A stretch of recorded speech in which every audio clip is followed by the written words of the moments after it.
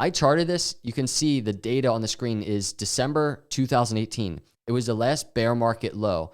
You see there's no data. We didn't know what was going to happen next, but we were following the cycles of Bitcoin to anticipate the potential bull market high back down to a bear market low. And just look at this. If we go to the chart, this is how it played out. I charted it back here. We saw a bull market high and back down to a bear market low. Could it really be this obvious? I look at this weekly chart and I zoom out, and we can zoom all the way out.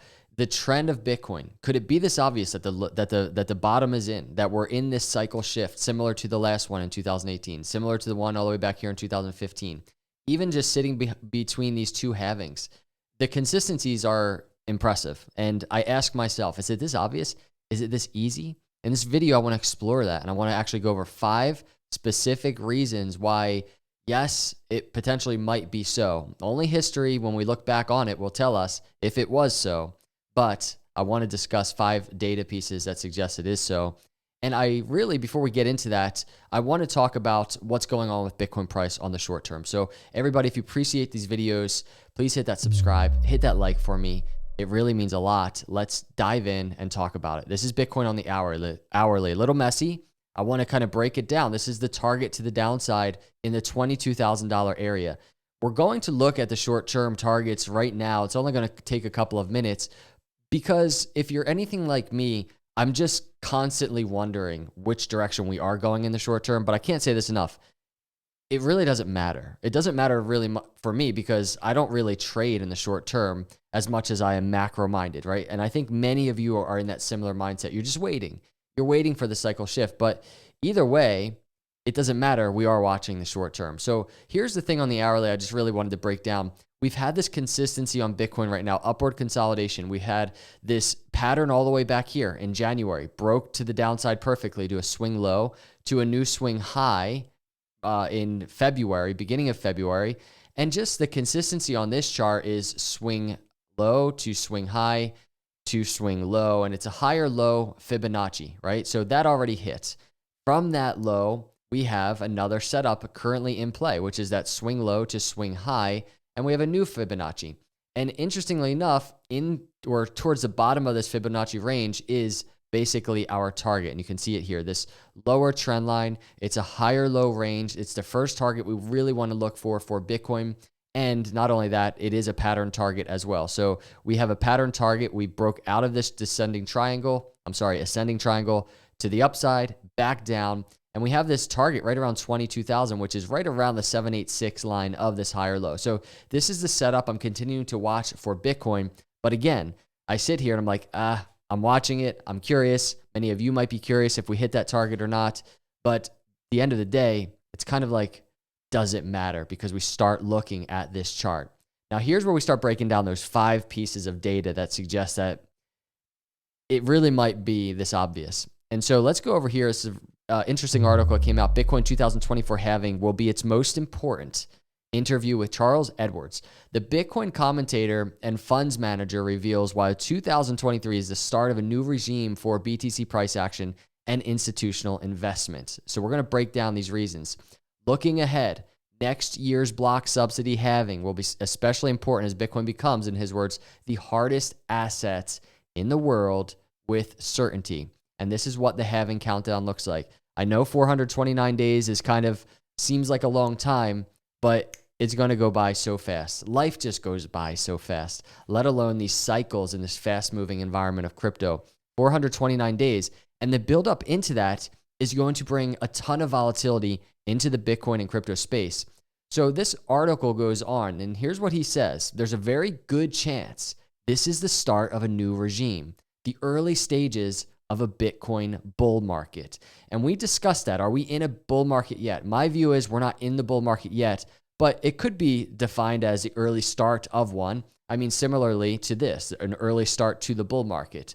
Bull market more confirmed over here, but the early start of it, exiting the bear and just starting to see nice moves to the upside. We could be in that move right now. And this article really breaks it down. He really breaks this down. This is not to say I expect price to dramatically rally upward from here like it did in January. The early stages of Bitcoin bull markets typically involve 6 to 12 month period of volatility and an overall slow trend and grind up. And everybody, it's exactly what we saw in the last bear market to bull market, that exact type of time frame.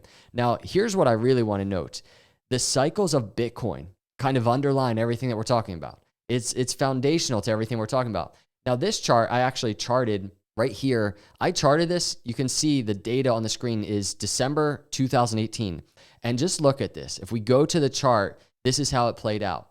I charted it back here. We saw a bull market high and back down to a bear market low. That is insane to me, the consistency.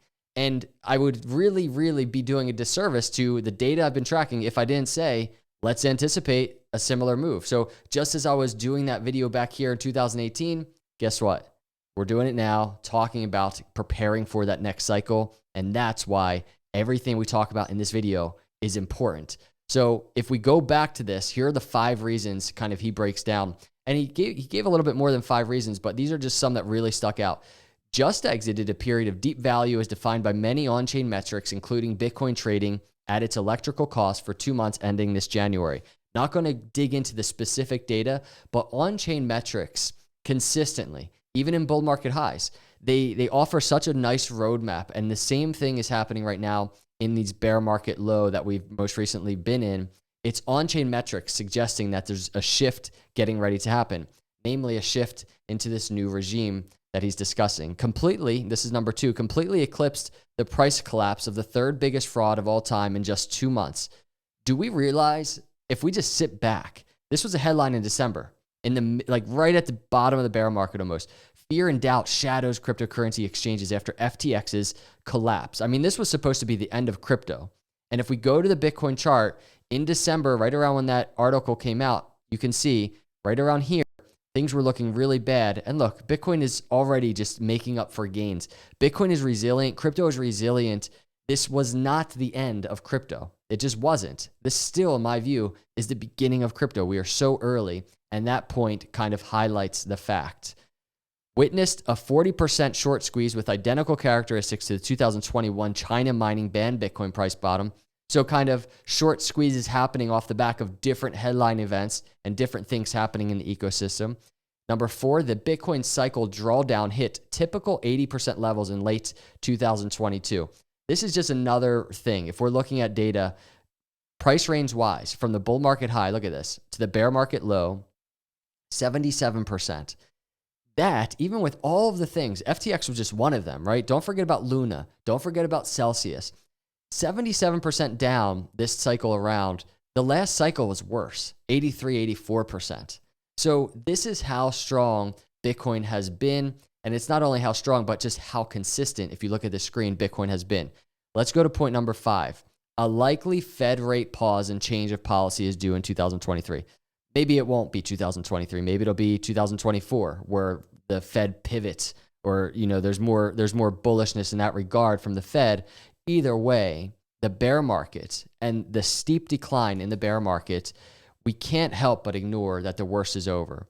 Now, a macroeconomic landscape from that perspective, there's potentially some pain and volatility ahead, right? But a likely Fed rate pause and change of policy is due in 2023, and that could very well be the case. And if it is the case, guess what?